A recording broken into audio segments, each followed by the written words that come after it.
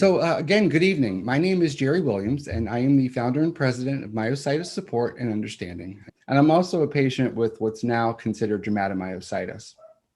And tonight, we're welcoming back our fabulous OT PT team at the Johns Hopkins Myositis Center for Exercise in Place Part 4, How to Stay Motivated. Exercise in Place was created when the pandemic hit and the lockdown started back in March and April. And Megan and Lauren and Finn and Ruben came to us with this idea to ensure that, patients that use exercise and need exercise as a treatment for myositis can still utilize and make use of that therapy at home safely. And also using the knowledge to have conversations with their local physical and occupational therapy teams. With that, I'd like to introduce Lynn Wilson, who is our Vice President of Myositis Support. And Lynn will go from there. Hi, Lynn. You're muted, Lynn. I always do that. Hi, Jerry. I would not miss Exercise in Place. This has become our most popular webinar series. And without further ado, because you've already met these ladies, and Finn's going to join later if he can get technical. He's having technical difficulties, but our two favorite ladies from Johns Hopkins, that's Megan and Lauren, and they're going to talk to you about motivation, which I don't know about everyone else, but I sure do need right about now. So, Megan? Yeah, so we're just going to start with introducing ourselves. I'm Megan McGowan. I'm an occupational therapist at Johns Hopkins Bayview. I've been working with folks with myositis for going on 5 years now, and my background is in psychiatry. That's where I started my career, so this is a topic kind of near and dear to my heart. And I'm Lauren Burgess. I'm also an occupational therapist. I work along with Megan at Johns Hopkins Bayview Medical Center. I've been working with myositis patients for about 3 years now. So we'll kind of go over the overview of the presentation, but just to give you a heads up, it's a little bit different than our previous Exercise in Place presentations, because we're talking a little bit more generally about motivation, which is of course very important for exercise, but which can also be applied to, other things in your life that you may need motivation for. So it's a little bit more general or applicable to other things other than exercise as well. And I think our third panelist has joined us. Finn is here. Finn, do you want to take yourself off mute and say hello? I am Fin Mears. I'm a physical therapist with no technological skills because it's taken me 10, 15 minutes to get on. Anyway, I missed the beginning of the introductions from Megan and Lauren, but I've worked alongside them with the myositis clinic here at Hopkins Bayview for the past God knows how many years, just as part of the collaborative team to treat the patients. And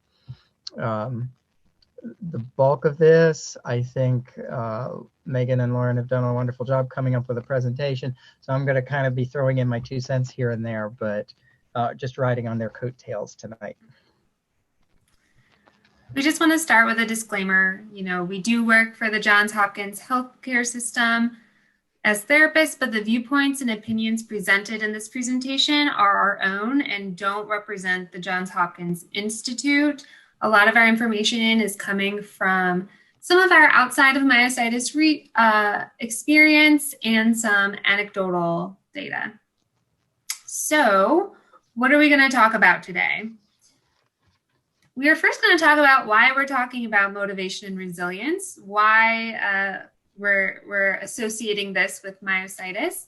We're going to talk about the common causes that can lead to having low motivation. We'll also talk about personality traits and certain innate traits that can affect motivation. We'll talk about where we get our motivation from, both internally and externally. The good part, we're going to talk about strategies to improve motivation. And then we'll talk about a topic that I really enjoy, and there's a lot of upcoming research in, resilience. And then we'll talk about overcoming setbacks. If you ever see double asterisks, it means I'm going to start talking about a study. But a lot of this, like I said, is pulled from experience, is pulled from different books and workbooks that I'll talk about later, but a few studies as well. So it doesn't matter if you're, so if you want to switch to the next slide. It doesn't matter if you are a cat person, if you are a dog person, if you're a non-animal person, we've all felt the way these animals look at some point in our life. And if you're like me, at some point in my day. You know, it's funny, about 3 weeks ago, I was in the middle of writing an email to Jerry saying, you know, I don't know if I can do this presentation. Can we push it back? I'm pretty busy. And then I realized what I was doing. I was saying, can we please push back a presentation on motivation and resilience? And I realized, wait a second, I probably need to spend some time talking and thinking about motivation and resilience myself. So hopefully not only will you benefit from the content talked about, but it's a good refresher for myself. But even though we felt this way, we're human and we need to give ourselves a break for feeling that way. And we'll talk about that. I'll bring that point across a lot, is that we're all going to feel this way at some point, and it's okay. Part of this session today is just to acknowledge that it's hard. Life is hard, and it's especially hard when there's a diagnosis that's progressive and lifelong.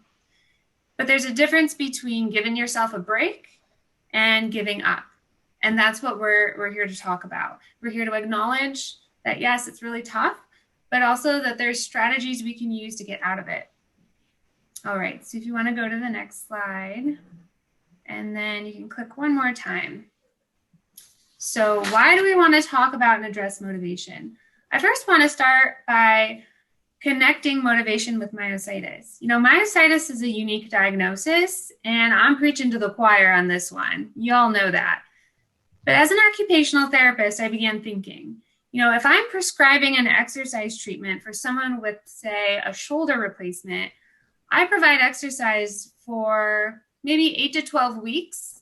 At the end of the 8 to 12 weeks, my patient will have achieved the goals they wanted, have made a significant improvement, and will get to stop exercising for the shoulder replacement. However, as an OT, when I prescribe exercise for a patient with myositis, I'm asking them to complete exercise for 5 to 7 days a week for the rest of their life. We're asking them to keep exercising even if you're not making progress. And for those with IBM, we're asking you to keep exercising even if you feel like you're becoming weaker. That is so different.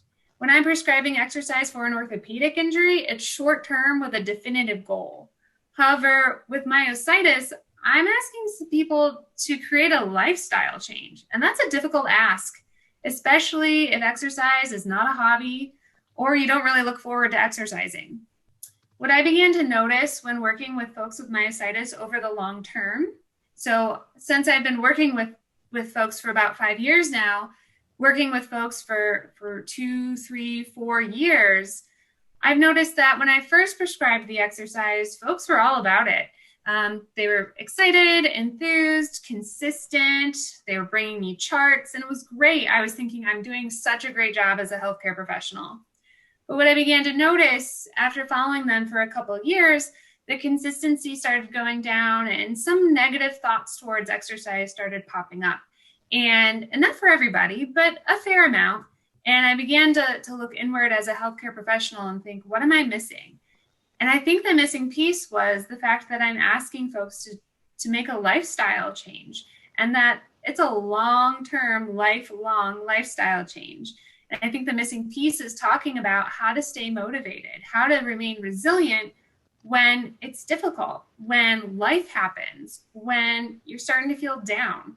And so that's what I'm hoping this presentation does, is kind of fill the gap there. So that's why we talked as a group and we wanted to talk about motivation. Another reason to talk about motivation is it can be a symptom of something bigger going on. Lack of motivation can be a symptom of depression or anxiety. The three of the many symptoms that represent depression include amotivation, anhedonia, and avolition. We've all felt this way. It doesn't necessarily mean we're depressed, but if it begins to become very prevalent, if it begins to impair your ability to perform your daily activities, you may want to talk to a doctor about this. This could be something that could be treated appropriately, either through medications or therapy or support groups, and it could really help boost your ability to be motivated and initiate. So I wanted to start with that because it's something I want you to at least marinate on and maybe talk to your doctor about. So you can go to the next slide. The other reasons I want to talk about and address motivation is a loss of motivation can be a catalyst for a lot of negative outcomes. You know, when the first bullet is so obvious, but when we're lacking motivation, it makes it really difficult to follow through with treatment and exercise. Like, for example, this is really evident when we work with our folks with diabetes or congestive heart failure. You know, part of their treatment is a really good control over healthy nutrition. But when they're not motivated to focus on that, they won't follow through with maintaining healthy nutrition. And as a result, they'll rely more on medications in the healthcare system to help manage their diabetes. Well, with myositis, it's kind of the same with exercise. If you're not feeling very motivated, if you're feeling down and it makes it difficult to follow through with the exercise, it could hasten weakness. It could make it difficult to manage your symptoms. It can also impact pain levels. Think about it. If we're not exercising and doing the treatment that is prescribed to us, we could become stiff, we could become weaker, we're more prone to injury, and it could increase pain. You know, some myositis, muscle pain is a symptom, and exercise is a huge part of managing the pain. So if we're not following through because of pain, it could just lead to more pain. The third bullet is my favorite because I think this is what I deal with a lot. When we're lacking motivation, it can actually worsen anxiety, depression, feelings of nervousness, worry, and guilt. Guilt is my enemy, and it just hangs out with me all the time. And think about it, like when we're not motivated to do something and we're not doing something we probably should be, what creeps in but guilt? And then what does that happen? It makes you feel worse, and then you're less likely to do something, and then it kind of starts this snowball effect. Loss of motivation can lead to isolative behaviors. You might not be as motivated to get out of your house, be social. You know, I hear folks with myositis talk all the time about, you know, it's not easy as, well, I'm just going to go to my friend's house. To go to my friend's house, I have to think about, well, do they have stairs to enter? Is there a railing to hold on to? What is the seating arrangement? Are they going to talk to me while I try to eat? I've got to focus on swallowing. What are the seating options? You know, it turns into this whole brainstorming event, which can cause people to feel less motivated to go through with it because of how much work it is. Unfortunately, that leads to isolative behaviors, and we know from lots of research how important it is to remain social, especially in your retirement years.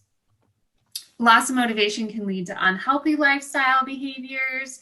It can lead to choosing the easy way out or using unhealthy coping mechanisms to dealing with problems. For example, if you're stressed over, you know, an obligation you have to do, you might choose to binge eat, or you might choose an unhealthy, you know, alcohol or drug use. And then last, a loss of motivation can lead to some avoidance problems. And we all know when we avoid something, often the problem gets worse. So then it becomes a snowball effect where then we're less motivated to address it. There's lots of studies on motivation. I'll just talk about a couple. The one, which is called an evaluation of the effects of being regarded as unmotivated.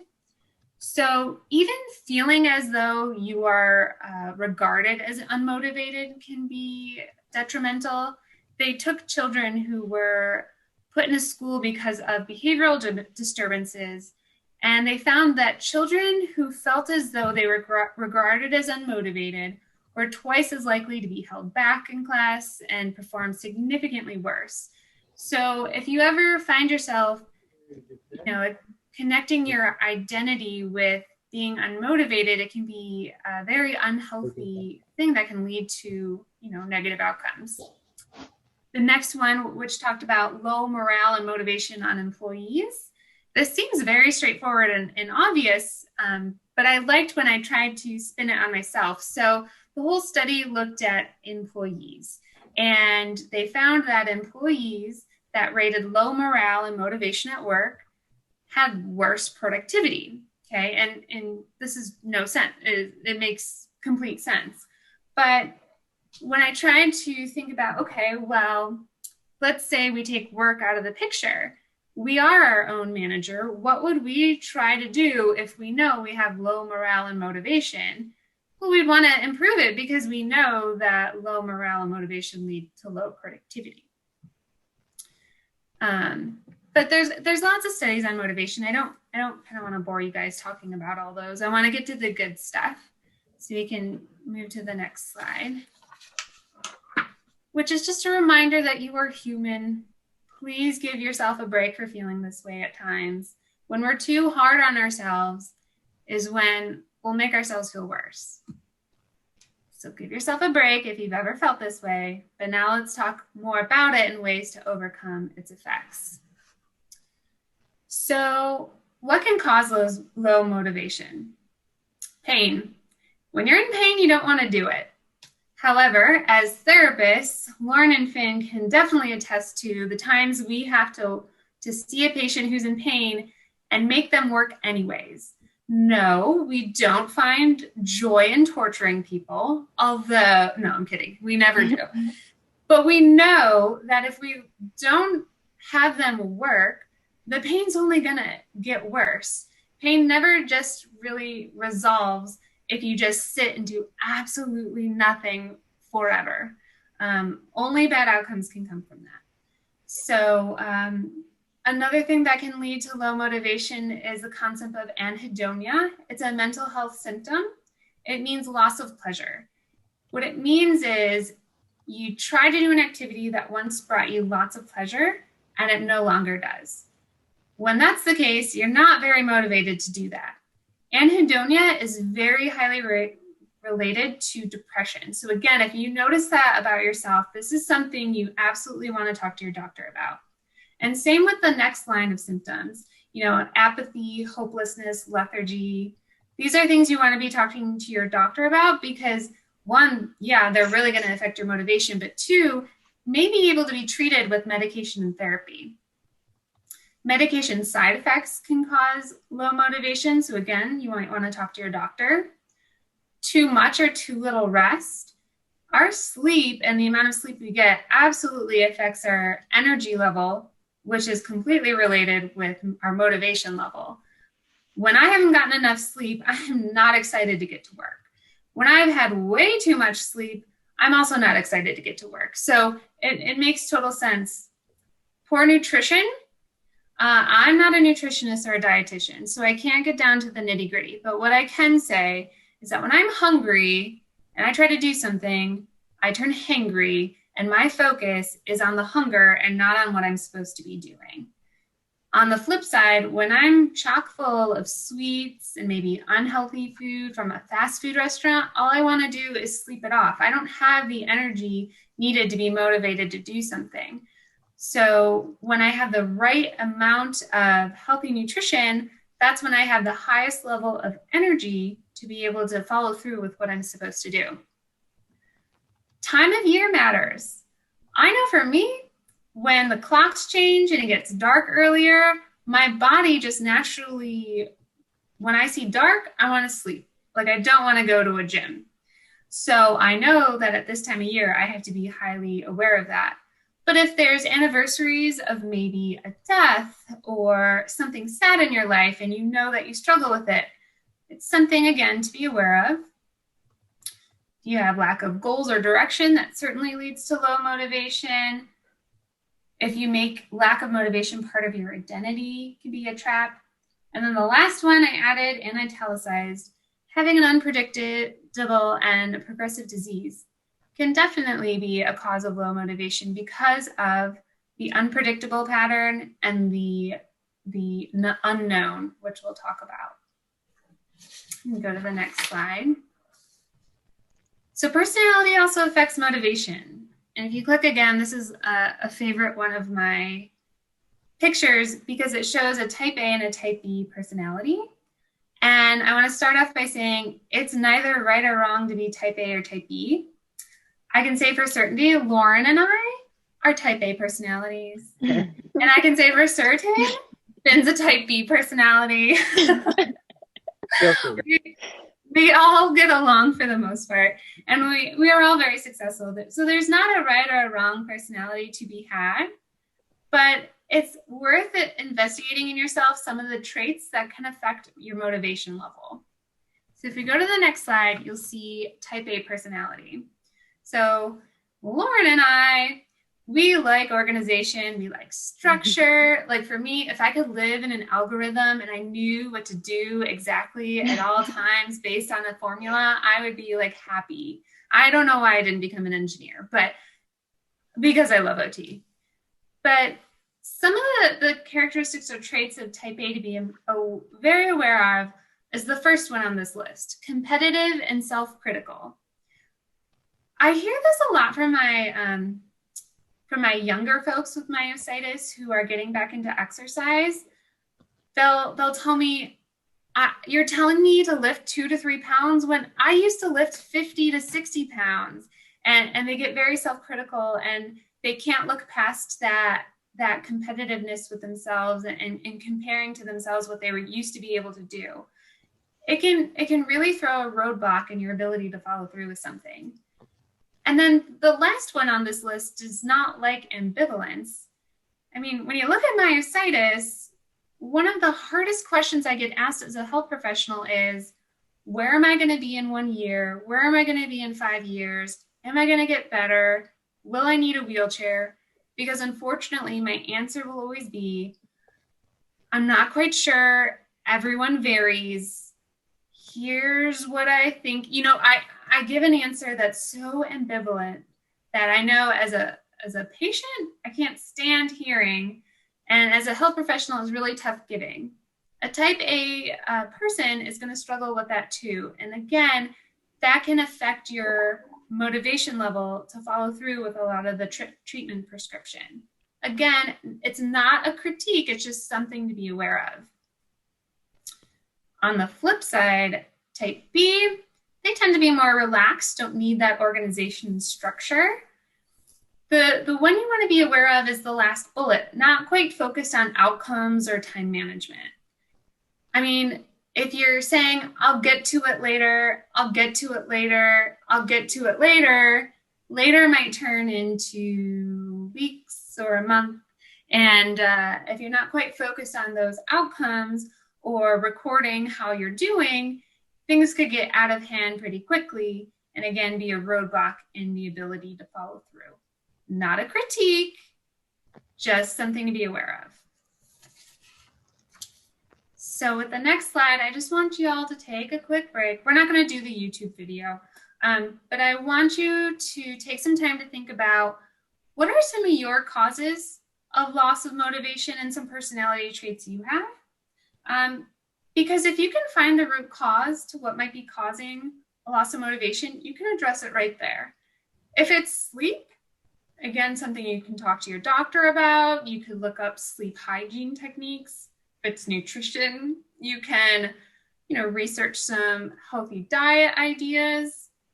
If it's some of the personality traits, maybe it's spending some time with the opposite personality trait to learn a little bit. I know Finn's taught me a lot about being a little more flexible, a little less structured. And so just take a moment to think about what might be some of the reasons why you're feeling low with motivation. Let's take a breath and we'll move on.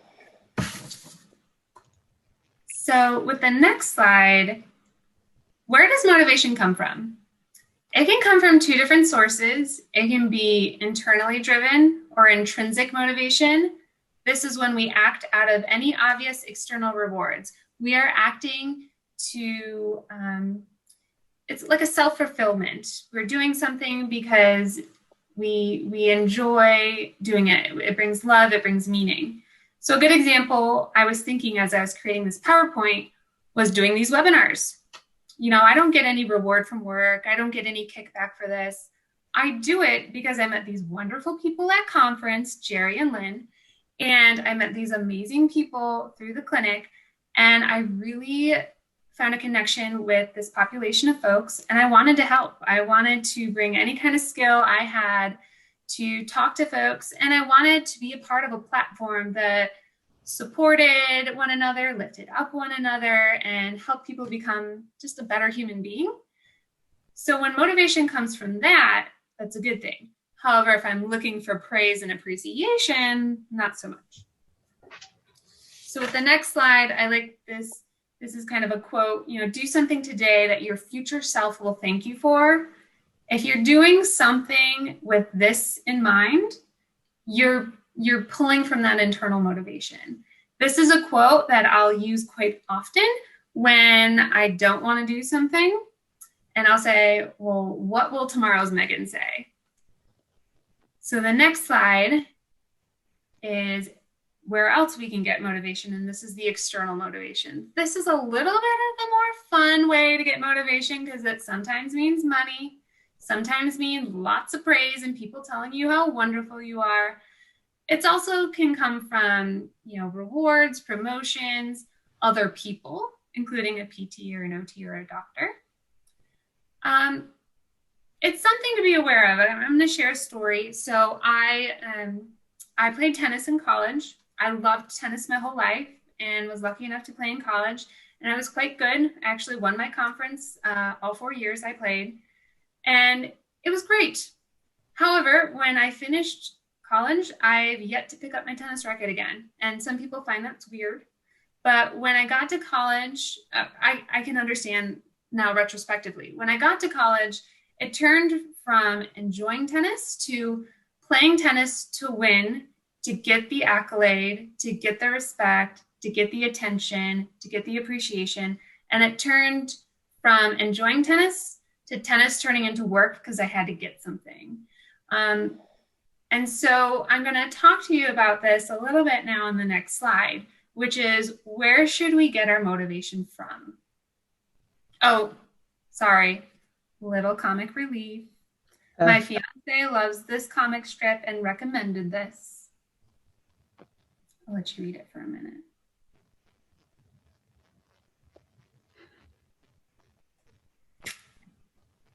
Cute. Very good use of external rotation, not external rotation, external motivation. Wow, therapy brain. Next slide. So where should we get our motivation from? So if you heard my two stories, I'm still doing one of the things and not doing the other. I'm still doing the activity that I pulled from the internal motivation.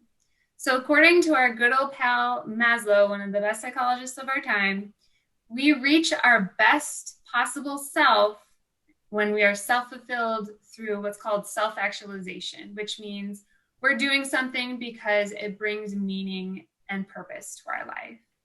So I do this line of work because it does that for me. I'm not a professional tennis player for many reasons, one of which it caused me great pain. So when we look at where we should get our motivation from, yes, internal motivation is going to get you a bit further. In fact, there's this study that looked at folks who were in cardiac rehabilitation. And often you go to cardiac rehabilitation because you've had a heart attack. And folks who have heart attacks most likely had some level of unhealthy lifestyle, like unhealthy diet, smoking, not doing exercise. So they looked at folks in cardiac rehab to see how or what quality made people follow through with the home-based exercise. And it was those who reported high levels of internal motivation rather than external who were able to follow through. I say all that, which is all great, right? Except this is what happens most in our life, which is this little graphic. we could have the best intentions in the world. Like, I'm going to exercise every day. Like, this is pretty much a New Year's resolution for me every year. Like, I'm going to do this and it's going to be great and I'm going to feel great. And then reality hits. Like the first drop off is like my aunt got sick. And then the next drop off is, I have to move and I have to move everything in my house. And then the next drop off is like, there's a pandemic. Life happens and it's not always easy to pull on your internal motivation. So at this point, I'm going to switch it over to Lauren, who's going to help us learn, okay, when these times hit, which when it comes to myositis may hit more often than the general population, how can we pull from some external motivation to help us through these times?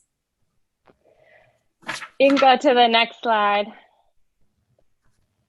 So like Megan said, when you have that really good, strong internal motivation, intrinsic motivation, that's going to be the best. But if you don't have it, or if it's very low, that doesn't mean you're just going to give up and not do something. So we have to look to those external factors. Now, some of the things that were listed in the previous slide that are external motivations, such as maybe money, fame, praise, you're not really going to get those from doing your exercise. No one is going to pay you. You're not going to become a famous exerciser, but that doesn't mean it's not worth doing it for the benefits. So we have to try to find other external motivators that we can kind of put in place for ourselves if they're not coming from other people or society. It's not like there's going to be consequences either if you don't exercise. So if I don't go to work, I will get fired. But if I don't exercise, no one's going to come knocking on my door, but I'm just not going to get the benefits of it, which is why I want to exercise in the first place. So we're going to use external motivation when, like we said, the activity that you're trying to do is something you don't really have a lot of interest in, or it's something that is difficult for you, or is just challenging, or something that you don't really feel comfortable with. So, with exercise, especially if you're a person who never really exercised that much in the past, or maybe you did, but you did a different kind of exercise that you can't really do anymore. So you're having to start to learn or get into a new exercise routine. It can be really hard, not only to get started, but that once you start, to really stay consistent. And like Megan said, with myositis, it's really a lifelong thing. So finding which external motivators are going to work for you to allow you to be consistent in the long term. So we can go to the next slide. So here's some strategies that we can kind of put in place for ourselves to have external motivation. So having a visual exercise log. Like we said, like I'm type A, so I do get pleasure in like having a to-do list and being able to cross things off or check things off. So if you're that kind of person, that's something that works for you. This can be really helpful to, write down what you plan to do. And then, of course you can still not do it. But for me, if I write it down and then I see it staring at me, oh, you said you were going to do this and you didn't do it, it's more motivation for me. And also it just helps you be able to keep track of what you did, see your progress, see your consistency, which is also giving you like a praise to yourself. So that's helping motivate you. Rewards. So like we said, you're not really going to get external rewards. So you kind of have to put them in place for yourself and make little deals with yourself. So, it can be whatever is going to motivate you. That if you do your exercise, you can have a certain treat that you want to have, once a week, or you can spend time doing an activity that you enjoy, for 30 minutes on Friday if you get through your exercise. So this is kind of going to be whatever system you want to put in place for yourself, and you're the only one holding yourself accountable. So of course you can skip the exercise and still take the reward, but then you'll know that you kind of cheated yourself. Breaking up the exercise routine into smaller parts. So that just helps it be less overwhelming. Instead of saying, I have my whole printed exercise plan, I'm going to do the whole thing today. Well, that could take you, an hour and 90 minutes. And it could just seem like, I don't even have time or energy to get started with that today. But if you say, you know, I'm going to do Monday, I'm going to do these 3 exercises, and then Tuesday, I'm going to do these 3, it just makes it more manageable for your whole week. Also finding different ways to exercise. So especially if you're doing like strength training, or if you're doing just, you know, walking or riding a bike, it can get very kind of boring and tedious day in and day out. So you still want to do those kind of traditional exercises, but if you can find ways to mix in different types of fun exercises, especially if it's something that you can do with other people, that can motivate you more, like hiking, biking, water aerobics, pickleball, you know, other sports. If it's hand exercises, you know, there's a lot of different things you can do, you know, baking bread, like even playing different games. If you're into playing a musical instrument, if you're into doing any crafts or knitting or crocheting or anything, you know, think of that as all exercise for your hands. That can be something more enjoyable than just, you know, squeezing therapy or something. Exercising with other people. And this doesn't have to be physical. You can have a virtual exercise buddy. And it's just really about having an accountability partner. So it can be, you know, a friend, a spouse, somebody that you met through a myositis support group. And just knowing that you're going to have a check-in with them. And so if your friend is always sticking to their plan and doing their exercise, and then you're saying, no, I didn't do it again, or I didn't do it again, you know, you have that factor of you're going to feel like you're letting them down because you kind of made this agreement together. So really having some accountability from somebody, you know, who also has to do it, has to exercise, can really be helpful. And same thing, like drawing on support from online support groups or people that you meet through these organizations like Myositis Support and Understanding. As well as if you are going to any outpatient therapy, you know, your physical and occupational therapist will definitely, you know, not like it if you go in and say that you never did your home exercise program, because then you'll be labeled as non-compliant, and, you know, over time they may not want to work with you if you're not really doing what they ask you to do. Okay, go to the next slide. And before we do anything, Finn, do you have any suggestions on unique exercise or alternative exercises to keep us motivated? Well, I mean, to me, the thing to kind of keep in mind is that exercise, it's not, I think a lot of people look on exercise as a chore. It's something that they are told they have to do. They know they should do it. Everybody kind of agrees it's good for you. But the real reason to exercise is to be able to do something that you want to do, that maybe you have struggled to do or have avoided or whatnot. So I think trying to think of simple activities, and it can be anything from a hike to a home repair to just anything that you think that might be getting difficult for you to do, whether it's from the myositis or just like I'm older than I used to be and it's harder to do things if I don't keep myself in shape. Looking on exercise as a process to allow you to do something that's fun or enjoyable. And what that thing is can change all the time. I think what Lauren said just a minute ago about we hear all the time that exercise just simply gets boring. And it gets boring if you're doing the same thing over and over and over again, day after day after day.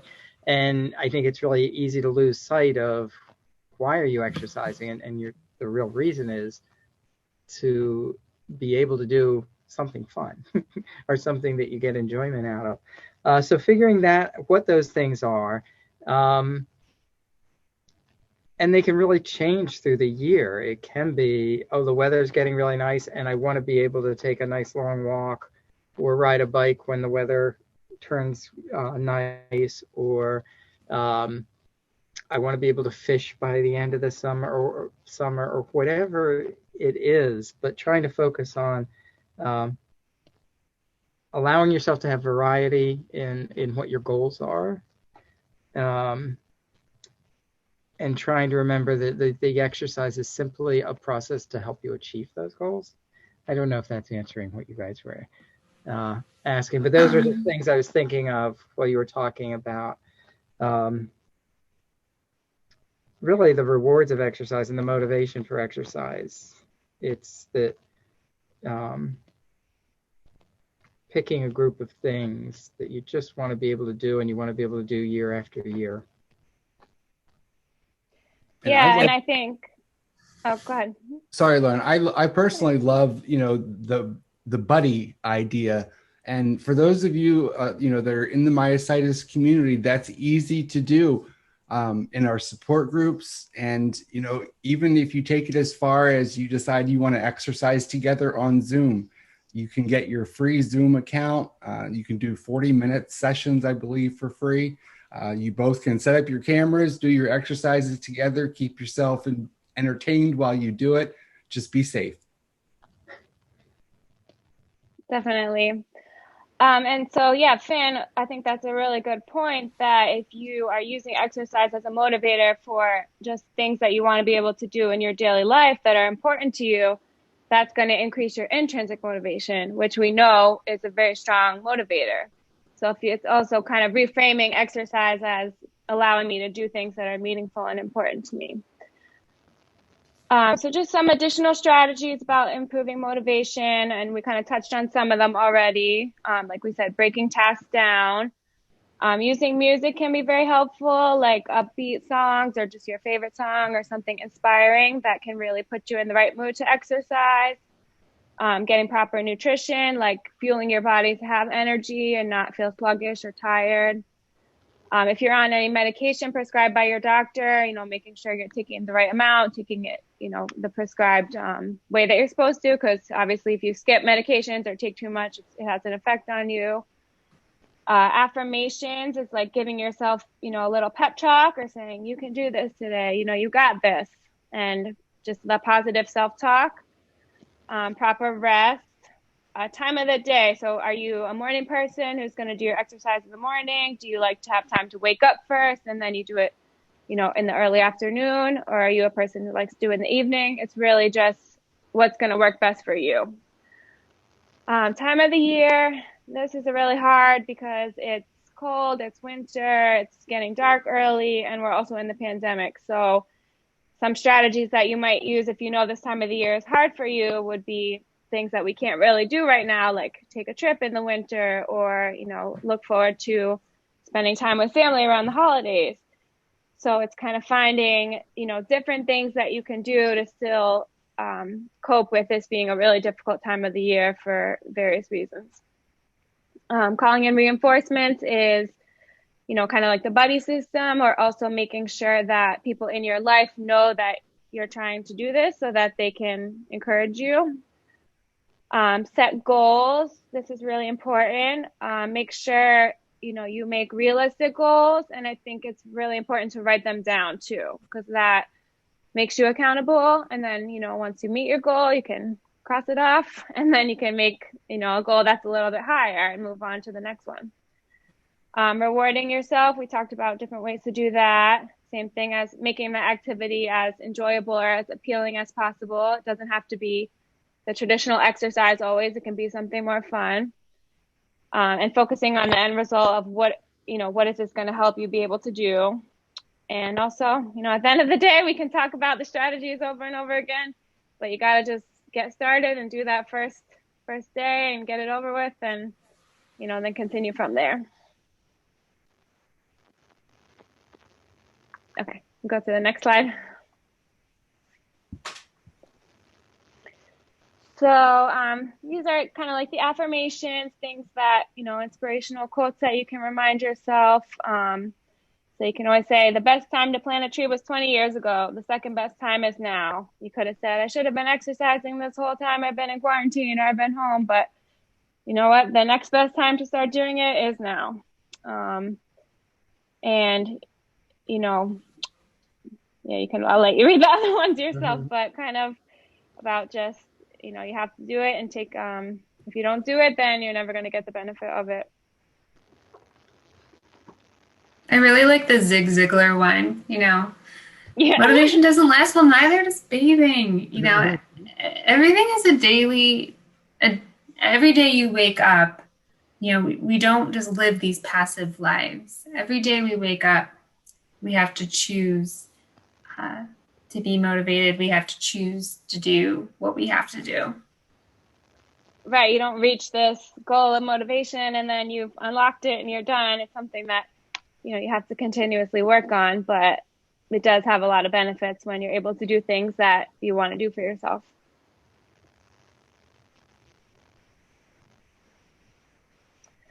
Okay, so Megan also mentioned that we're going to look at resilience, which I think is a really important quality in people who have been diagnosed with myositis, because you have to be resilient in order to, keep living your life and keep going on after losing some functional abilities and getting this diagnosis, because, you never thought that this was going to happen to you or you were going to be in this position.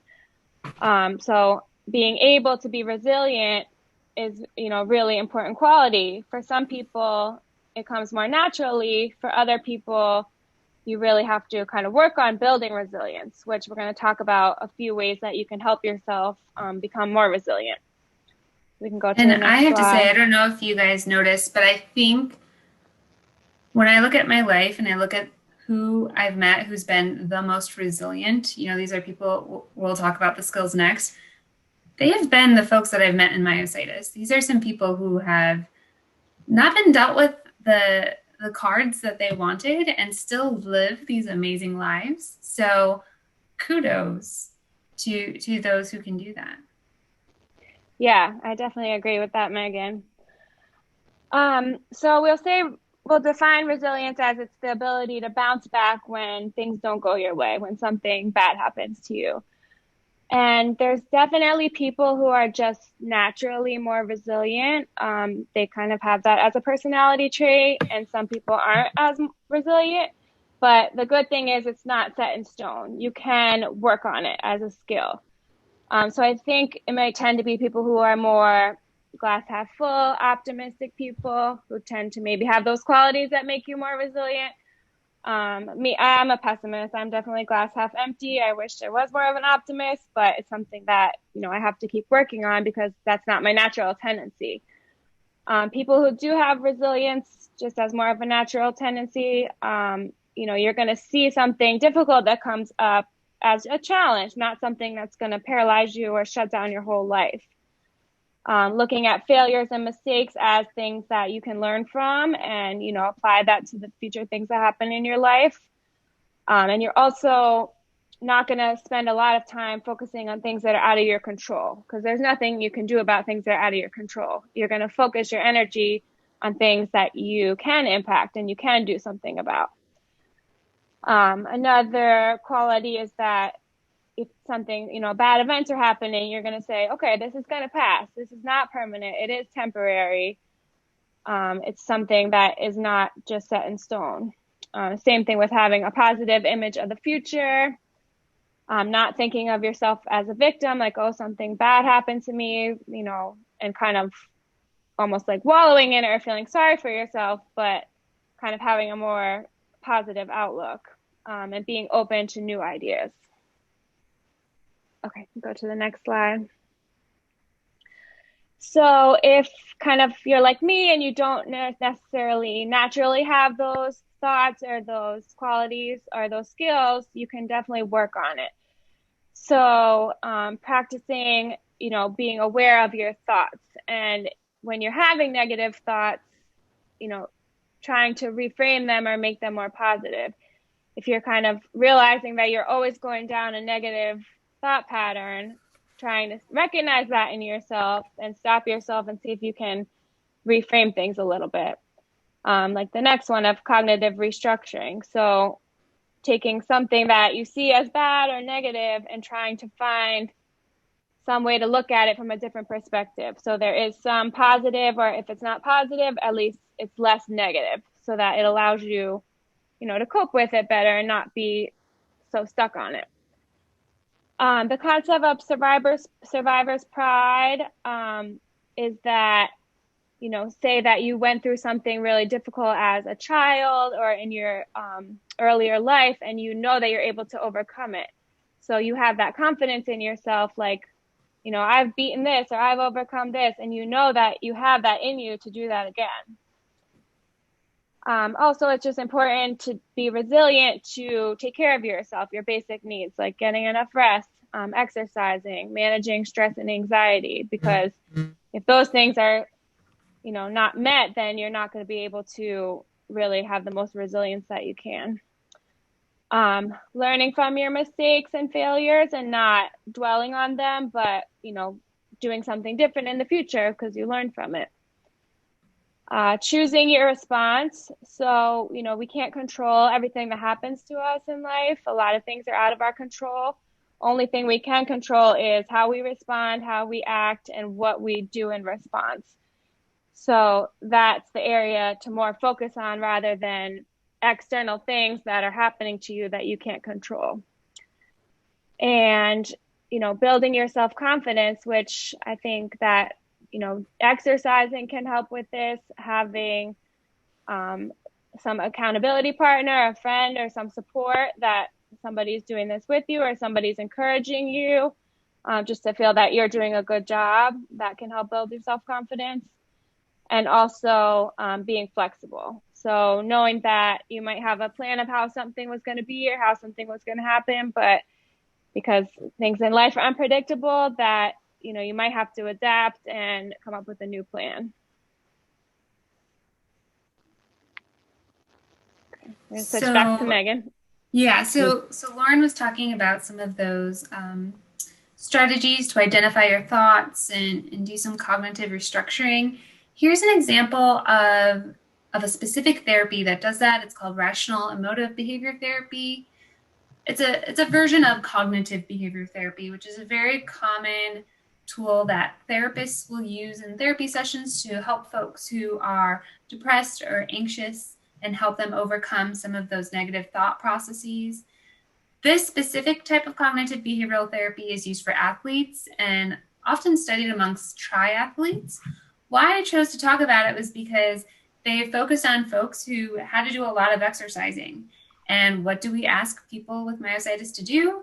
We ask them to exercise nearly daily. So the whole goal of rational emotive behavior therapy is to help foster some of that internal motivation, that self-determination. And the whole focus is on thoughts and beliefs. So they really focus on the fact that when you're facing adversity, it's your beliefs about the adversity that directs their emotional and behavior responses, not the adversity itself.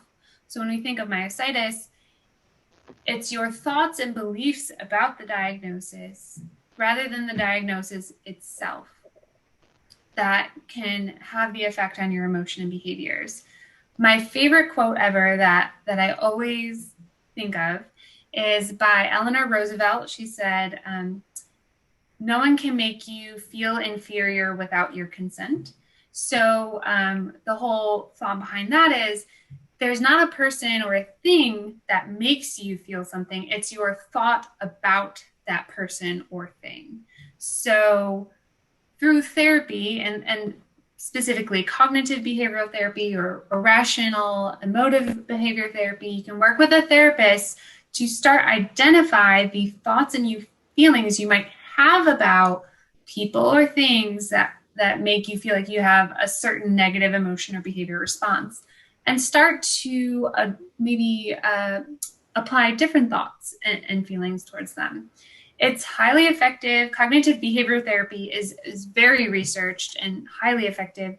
This research, I put a study down here that looked at the well-being of triathletes who I've learned, incredibly rigorous exercise routines because they're not just training for one exercise realm like running, they're doing for running, swimming, and biking. And they found those who used this REBT having higher levels of self-confidence, self-determination, and follow-through. You can go on to the next slide.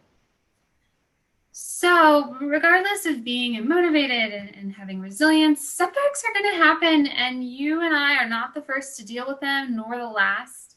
Here are a few examples of some pretty successful people who've had some setbacks.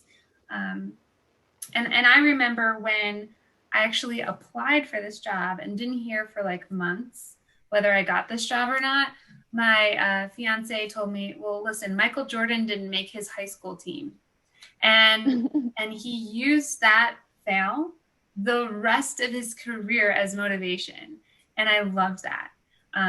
Luckily, I got this job, but I don't know if I was the first offered. So I still like to use that nugget of gold there. You can go on to the next slide.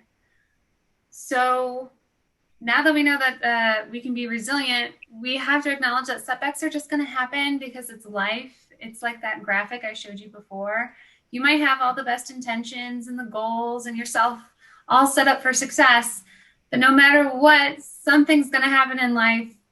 No one expected a pandemic, yet here we are, and it's causing quite the stir. So let's talk about how to overcome setbacks to help maintain this resilience factor. Here's some ideas. So step one, we got to acknowledge that it's there. There are a lot of folks who like to keep a blind eye to not doing something they should. Like, let's take exercise, for example.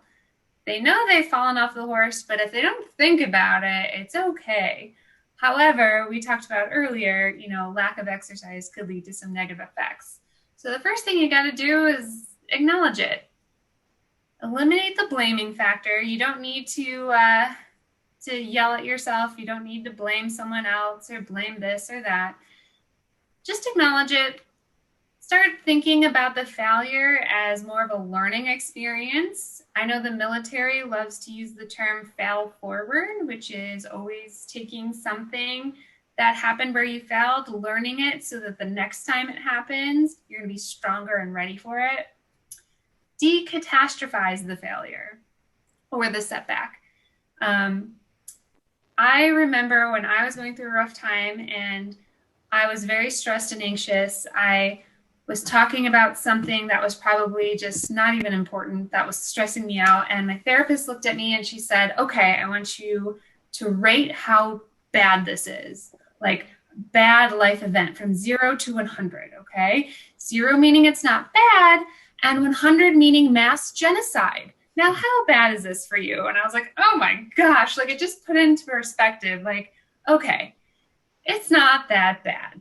Okay, I'm not going to end up in jail and I'm not going to end up dead. So it's okay.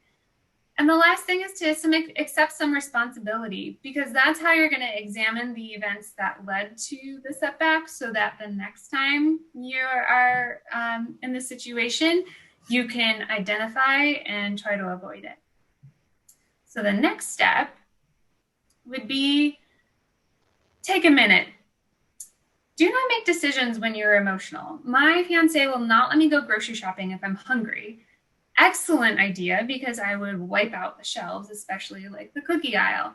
The other thing is you don't want to make decisions when you're angry at yourself, when you're tired. You could be doing some pretty irrational decision making. And give yourself a little time. Okay, I'm not talking like, oh, I haven't exercised in months. I decide I'm going to do it. I'm going to give myself a year to think about it, and then I'll get back to it. No, just like give yourself a day or two. The next, start to rebuild your self-confidence. We're more likely to follow through with something if we believe in ourselves. And self-esteem and self-confidence could be a session in its own self. And the therapist is really helpful for this to help identify some of maybe the negative self-talk you have for yourself. Access your spirituality if it's important to you. It can be a very powerful tool. And the best part is a setback is a setup for a comeback. There's nothing better than feeling like you've overcome something. That idea of survivor's pride is so powerful. In fact, there's a book out, and they were saying that they're actually worried about children because they're so protected nowadays from failure that they're afraid that their first failure might come in college or their first job. And when it comes, they won't even be able to handle it. So when you have a setback, think of this as the opportunity to become stronger and kind of prove everybody what you got. So step 3, I'll hand this off to Lauren. So after you've kind of taken a step back, regrouped, you want to get back on track. So you're going to make your plan. Probably everybody's kind of heard of the serenity prayer, which is, God, grant me the serenity to accept the things I cannot change, the courage to change the things I can, and the wisdom to know the difference. So kind of going back to what we talked about with resilience is really trying to focus more on the things that you can control versus the things that you can't control when you're making your plan. If we look at a 5-step approach to solving a problem, so first, we have to be clear of what the problem is. The problem may just be that I haven't exercised in a long time or I stopped exercising. So we're going to brainstorm what are the solutions to get back on track. Look at the pros and cons. So that's some of the strategies we talked about earlier, figuring out what's going to work for you. And it's going to be a little bit different for everybody. Then, implement an idea, and then you just kind of sometimes have to do a little bit of trial and error and see if it's going to work. You can always go back and change your plan, try something else, and reevaluate. So last step, reviewing the outcome and make any modifications that are necessary. Like we already said, focus on what you can control. Really important to make goals for yourself because that helps hold you accountable. So you want your goals to be SMART. So that's an acronym meaning specific, measurable, attainable, relevant, and time-based. So time-based is good because it gives you, kind of a deadline. You don't want to say, within the next year, because that's that could be your long-term goal, but you want to set some shorter-term goals to get you on track. And then you can, when you meet your goal, you can make another goal for another 2 weeks or a month or however long you want to do. Acquiring knowledge. So if you're not exactly sure what to do, consult people who do know. Experts can be a lot of times other people with the same disease as you. So other people with myositis, you guys are really the experts about your disease because you live it every day. Other experts are doctors, physical therapists, occupational therapists who can give you a little more specific guidance on, different types of exercise or frequency or a little bit more specific guidance. But there's many different types of experts. You want to, kind of get as much information as you can that's going to help you. And then we'll go to step 4 on the next slide. So this is where you really you have your plan, you put it into place, and you take action. So it's always scary to step outside of your comfort zone, but this may be really important to get you to achieve something that, you haven't been able to do before. So try something new, try something in a different way, get support if you need to, if you're scared to go out of your comfort zone, but, embrace the idea of trying something new. Join forces, like we said, find people around you who are going to help you because it's really hard to do this completely on your own, keep yourself motivated, keep yourself on track. If you have somebody else encouraging you, whether it's a family member or just, a stranger that you met on a support group, that's really important to find a coach or a partner. And last thing, persevere. That, like Megan said, if you have a setback or a failure, it's just a way to learn from it and become stronger. And it's an opportunity. So if something goes wrong, don't give up, just if you have to move back to the previous steps of the process and reevaluate again, then you can do that. But, always keep trying. Okay, so we talked about a lot of things kind of in a short amount of time, but the takeaways are that, like Megan said, we're all human, so don't be hard on yourself if you've gotten off track of what you wanted to do or if you feel like you've lost motivation. It's definitely normal, especially in these crazy times that we're all going through.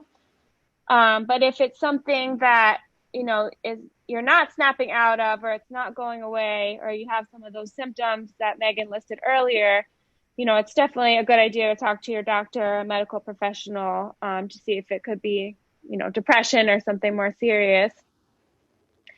So there's a lot of causes to why you could lose motivation, and that's why we kind of broke everything down so into different categories so that you can kind of analyze and say, what really caused you to lose your motivation, because that's going to help you to get back on track. And we know that there's many factors that can increase motivation, both intrinsic and extrinsic. And, if we're not lucky enough to have that natural resilience quality, we can always work on it. We can always build resilience using different strategies. And lastly, you're always going to have setbacks. You're always going to have, failures, but it doesn't mean you should stop. It doesn't mean you're doing something wrong. It's just, a chance for you to learn and figure out something else that is going to work for you and is going to motivate you and allow you to, achieve what you want to do. And if Megan or Finn has anything else to add to summarize. Well, just to jump in for a minute, I hope I'm not butting Megan, but, I think what I would try to remind everybody is, to an extent, you want to separate the exercise away from the myositis maybe, and think of it as just, our movement and activity is just something that our bodies were meant to do. And we feel best if we're active rather than inactive. And the exercise is just to enable us to continue to be active. It's kind of like you always hear about a shark. If a shark stops moving, they'll die. So people are kind of the same way. If we don't keep moving, it's a downhill slope, right? And we're all, as you get older, it's a gentle downhill slope, and you don't want to make it a ski slope. You want to keep it more gentle than that. I really think it's important what Megan said earlier. I think it was Megan, just about it's a choice every day that you make. And so any individual day doesn't matter that much. It's the process. It's the accumulation of those individual days. So when you talk about those setbacks or anything like that, it's fine if you have a day that you don't do it. As long as you can wake up the next morning and say, maybe, today I'm going to do it. It's the process that's much more important than any individual session. And also just in general with exercise, I think one of the big causes of a loss of motivation is that it gets boring over time. And I would just kind of remind people, whether you're looking at exercise studies or whether you're looking at an Olympic athlete or whatnot, exercise needs variety. And if there isn't variety, it becomes very stagnant. It doesn't do you as much good, and it gets boring and really hard to do over and over and over again. So I think in general, 3 to 4 months of a focus is about all we can maintain. And then we need a new focus. And that's why I like to have people think about what do I want to accomplish and where can the exercise take me? And it might be and mix it up every few months. And that can be as simple as, for the next couple months, I'm going to focus just on my strength. And then a few months after that, I'm going to focus more primarily on endurance. And the next few months, it might be just on flexibility. But always with a functional, a nice, enjoyable goal in the background. So setting the goals, and I think sometimes even getting, whether it's a trainer or a therapist or something, to say, maybe give you that guidance every few months. I just need to provide some variety in the routine. Makes it a lot easier to keep going. But don't make it a mountain out of the molehill. I mean, I think it's really hard sometimes for people to start exercising or keeping up, but just move one day. Just decide I'm going to do it today, and I'm going to set aside a few minutes, and whether I'm going for a walk, moving my extremities, doing whatever, that's exercise, and that gets the ball rolling. And then you just build on that. Megan. Make it make more sense. No, I thought that was good. I think it's a good idea. I don't know if I think you guys wrapped it up really good. That's a good picture to summarize it. And then the last slide is just some resources that where I pulled a lot of my information from, or our information from. There's some books listed here that I think are pretty good. I really like the book 7 Habits of Highly Successful People. I personally have done some of the mental toughness workbook before. Martin Seligman is a good resource to look if you're looking into some of the psychology of optimism and happiness and flourishing. So yeah, I think they covered it well. One other thing I want to mention is I think a lot of times with the myositis patients that we see, one reason for loss of motivation can be that the patient is doing the exercises, but because of their disease, they either keep getting weaker or, they're not getting any stronger, which we know is due to the nature of the disease. But when Finn was talking, I was thinking, that's a good way to kind of reframe it and say, well, if you're not just doing this for your myositis, you're doing this because you're a human being, and it's good for everybody to exercise and move, even just for, the mental as well as physical health benefits. So if you're thinking, okay, I've gotten to a point where exercise, it's not stopping my myositis, of course, because the disease is still progressing, but exercise is still just a good thing for you to do as anybody, as a human being. Yeah. Excellent point. Yeah. Great. Thank you. Thank you all so much. This is I think it's a lot of information, right? Like you said, we don't have any questions yet. And I imagine that if we were to hang around for another 20 minutes or so, they would probably start to pile in as everybody kind of comes together on all of this. So I know it's going to be helpful for me because I find myself split between that type A and type B a little bit. And I think part of it might be medication induced so that I'm feeling that way. So motivation has been difficult in every aspect of my life, and especially with exercise. And there was a comment that somebody mentioned that they don't do PT and OT because it's boring. So, the fact that you touched on that and that you realized that, and it's a valid, I guess, feeling or thought or, whatever is nice to know. So it's not like I'm missing something because I'm not having fun with this. No, I think a lot of times it's not fun for a lot of people, and that would be like the golden ticket if therapists could figure out how to simply make it fun. But I think that most people would agree that stretching, taking a nice big stretch feels good, right? Going for a walk usually on a nice day makes you feel good. And those are little, that's the start of exercise. And it gets a bad rap when really a lot about it doesn't have to be boring and repetitious by definition. Megan, Lauren, and I have all talked about, we have some people who dance for exercise, right? And they get stronger, they get healthier, but it's a lot different from going to the gym and pushing weights. It's social, so I think a lot of times we take way too narrow of focus on exercise and on what it means to exercise. And we need to open that up a little bit and realize that movement is exercise. And there are a lot of ways that movement is fun. Yes, I do agree with you there. Yeah, Absolutely. So, Jerry, we do have a question from Terry. How do you gauge your tolerance levels so that you don't prolong the recovery phase in exercising?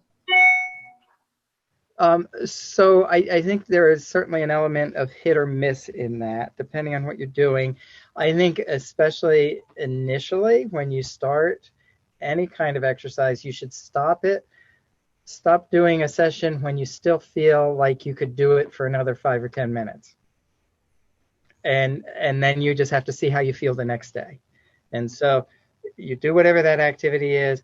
When you feel like I'm getting a workout, I feel that I've expended energy, and I'm starting to get some fatigue. But I think I could do 5 more repetitions or whatever. Stop. Don't take yourself to the breaking point at all. Make sure you stop feeling like I could have walked another lap of the track. I could have lifted the weight a little bit more. I could have done the activity for a few more minutes, but you got to then stop and gauge it the next day. Whoop. I love that. I think that's an excellent idea because we've been told, and I'm sure it's been covered in the previous exercise in place videos, this very same topic. But some people are told in support groups, that you exercise until you're just about worn out, and I've I've never been a believer in that because of what we've been told. Well, it's not sustainable. Right. You can have an individual session that does that, and there are reasons you might want to, but nobody can do that day after day after day, and you won't find an Olympic athlete doing that day after day, much less, common folk like me. But when you get started, I think if that was what the question was referring to, it's the realization that you always stop with some left in your tank and wait until the next day and see how the next day feels. And if it feels like, well, you know what, I could do it again the next day, then you probably did the right amount. But if you feel like, oh no, I got to take off, I can't do it the next day, I need another day off, then you did too much. I don't know, Lauren or Megan, if you guys have. Yeah, that's exactly what I tell my folks. I tell them, if you're sore so much that you can't exercise the day after you exercise is too much, or while you're doing the exercise, if you have to hold your breath and bear down to get through the exercise, it's too much. You should be able to at least talk. Maybe not sing, but talk. Or if you're too sore that it impacts your, daily activities the next day, that just your daily life, then you don't want to be, they probably overdid it. Lauren's so practical. Such an OT. Okay. Oh, that's great. Well, thanks for the answer on that. Was there anything else that you guys wanted to share before we wrap up and finish for the night? I was going to say too, just if people don't have questions, but if anybody, has any strategies for motivation that they want to share that have worked for them, we'd like to hear that too. Awesome. Yeah. And, we're still in the pandemic, so I hope that everyone stays safe. We miss seeing you guys in clinic if you come to clinic, but we're so appreciative of this platform to meet and support each other and lift each other up and just hang in there. Thank you. We've been thinking of you guys as you've been working so hard with, the impacts with COVID, and I know I'm sure it's been very hectic on your schedules, and we appreciate what you're doing, and that you're, putting yourselves at risk every day, making sure other people can get around. So we appreciate that. Yeah. Lynn, did you have anything that you wanted to add? No, just remember that you're not lazy. You're thoughtful and you're mindful about what you're doing. Just because we have a condition that doesn't sometimes allow us to exercise the way we think we should, or that we did past, doesn't mean that that doesn't mean that we're lazy. Yeah. And don't ever tell yourself that, because it's not true. I consider myself slothful on some days. A lot of it is probably mild depression. I mean, this is not the time for being, if this is not the time for depression to hit you, I don't know what would be. I know that years ago when I was 60, I ran my first marathon, And I would certainly never think of anything that was more boring or more painful than training for that. I can remember running through the park on our last month training, when you have to run 22 miles before you do a marathon that's 26 miles. And I would think, what am I doing here? Why am I doing this? It's not fun. Some days it's not sunny. And the only thing that I can think of is it was there to do, and I wanted to say that I could do it. You know, it's one of those bucket lists. But I also ran with a group. And in a way, they pushed me forward. And part of it was not wanting to let them down. Yeah. But it is a motivator, especially if you have someone that you're working with, to just keep moving forward.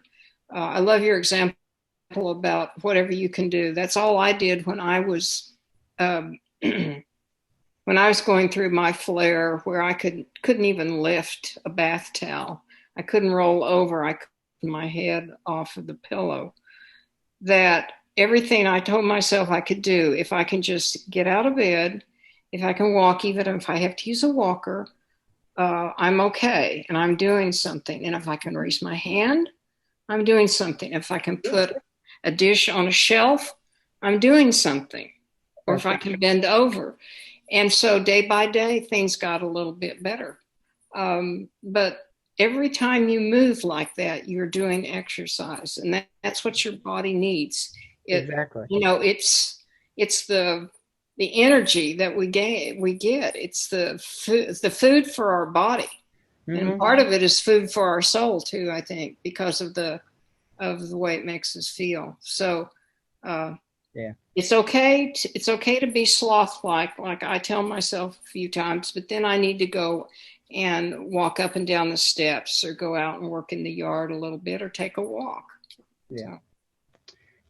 Couldn't have said it any better. So thank you, ladies and gentlemen. Man. We are from you. Now I'm going to go walk. No. Okay. Now it's time. Now it's time for you. It's a little late now, but maybe in the morning. Yeah. No, not maybe. I am. I'm now to walk in the morning. Look at this. We're already changing how we talk. That's right. That's right. It's amazing. Yeah. So, Well, we really do appreciate your time, guys, and I you know how much we care about you, and we thank you for this, and putting so much thought and attention to the details in the presentation to really help us understand it all. So we'll be sharing the slides with the video recording, so you can watch all of this again. You can download the slides, and you know, if you're type A and you want to follow along that way, you can certainly use that and go from there. So type B, see me. Right. So we wish you all very happy holidays, if we don't see you before then, and however you celebrate. So we thank you. Thank you, Megan. Thank you, Lauren. Thank you, Finn. And thank for you, having Nick. us. Thank you. Enjoy the rest of your night. Thank you both. Happy holidays. later. Bye-bye. Bye-bye. Bye.